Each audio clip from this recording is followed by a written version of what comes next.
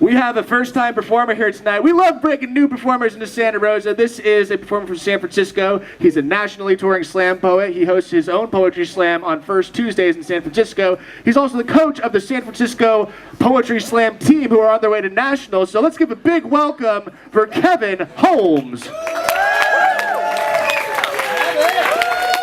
Kevin! Hey guys, I need to make an announcement.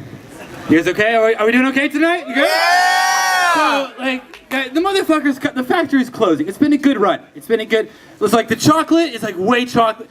The snozberries is like triple snozberry taste. They said, I grew up in, like, you should see it, the slums. There was like 4 parents in one bed, and they were like, Charlie, you stay, and they couldn't afford Viagra.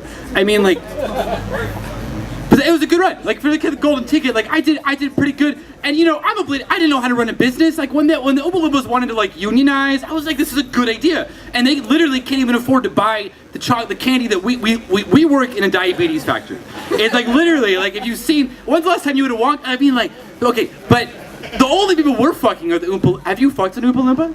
Like, yes. It's like literally, she's like already on her knees. It's just like right. It's so. But they were like, I'm the motherfucker because, and they sing that song because it's like 3 throats. It's like literally like that porn where it's like, oh, there's one of them here and one here. You just get, and it's like Neapolitan but with chocolate and the chocolate. And you know, you get to the point when you start like naming the whole things after like your childhood. So you're gonna have like the Veronica Salt. It's like trying to fit like a dog through like a cat door. You just like fill the whole thing with salt. Like this style of comedy doesn't really work with you guys. You like feel like I'm too uncomfortable. Like, are you okay? Like this usually works somewhere else, but I'm here and I'm like, I prepped it to be awkward and you just want me to like be fluid.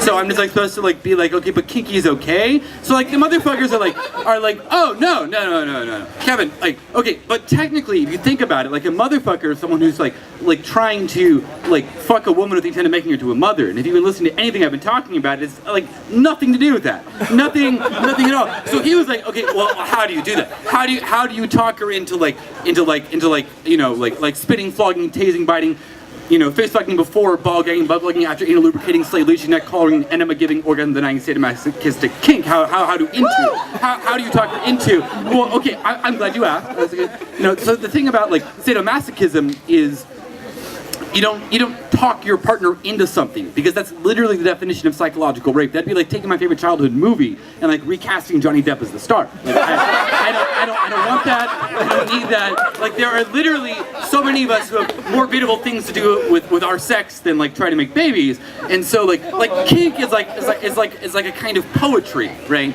It is the switchblade of her legs flaying open my wounds like finding God again, like the cavern of clotted blood, waterfall running fast again, like getting a golden ticket to the factory that you always dreamed about, because sex has always been about trust. And like, is sadomasochism not the steepest incline to lay our trust down upon? Because regardless of the type of sex that any of us have, should it not be about carnal vulnerability? And what could be more wolf-eating, human-alive vulnerable than listening to your partner's body speak Shakespearean sonnets through the floor slap spasm song of naked skin sign language? It is the pressure of her skin pushing buried tickets from my skin. It is to all of the people who just want to take their missionary position and hold it to each other's necks like a silent game knife.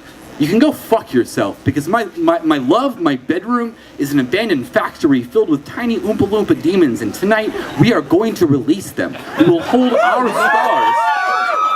That was a good line, right? No, I'm having fun. You guys are cool. It's a good audience. I really appreciate you inviting me out here. You know, like, I'm having a great time. So what did I say that you? I was like, you know, so like let's release them. Let's take our scars and hold them like bars and break apart the factory walls. And to anybody who says, okay, well, you know, you just had a bunch of shit in your childhood. Yeah, you're right. There is a reason why it is easier for her to say hurt me than don't go, please stay, I love you. But if you think that means there's something wrong with 2 cognitively consenting adults shamelessly sharing our human, then you're just another type of motherfucker. Thank you, Santa Rosa. My name is Kevin Holmes. I do run a poetry slam, or I'm part of the running force of a slam up in San Francisco. We are hosting a very large event in 2 weeks, not this Tuesday, but the week afterwards, where we're bringing all of the Bay Area teams together to battle. If you want to hear more about that, please come and talk to me. I'm fairly nice, kind of, sometimes, depending on my mood, but tonight, yes, for sure. And I'm going to do another poem that has nothing to do with Tim Burton. I'm really looking forward to seeing the rest of the show, right? Yeah. Like, for when I heard my there's some good stuff. I know some of the things you're gonna see because not that they've done the same act because it's more themed now, but it's gonna be really good. Like you guys got fire and sex and booze and like what else do you need in life? Right?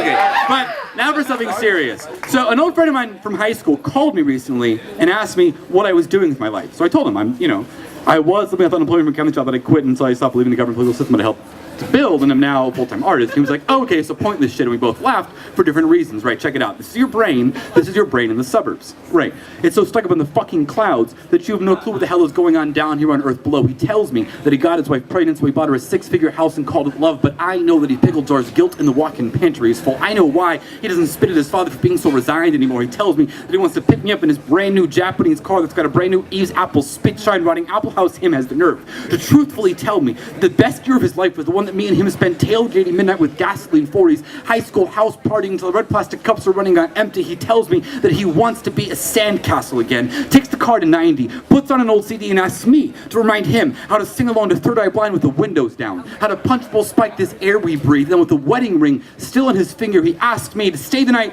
smile. He asked me to dirty hair grease his pillowcase, smile. He asked me to fuck the human back into him and to smile it off. Because we used to fuck in high school. But old friend, I'm not your Walmart pre-selling salvation aisle 5, even though I would if I could. But unlike everything else in your life, salvation is not something that you can buy at a store, because yes, you are right. Even though your money and success does not let you buy me back for the night, it will let you buy a very nice house with like a picket fence or some shit. And you can grow that shit tall, but we are literally the slats you build your fences from. Don't you get it? Those of us who are not doing anything with our lives are the ones that are on your radio and on your internet and in your school teaching your kids that this life is origami when you fold it right. And we don't just speak brainwash, we speak brainwash thick. So I will not tell you how to live your life. I want to tell you how to raise your kids, because I had a suburban father too. What I'm telling you is that after we have raised your fucking kids for you, they will be the ones that come home to fuck the human back into you. Woo!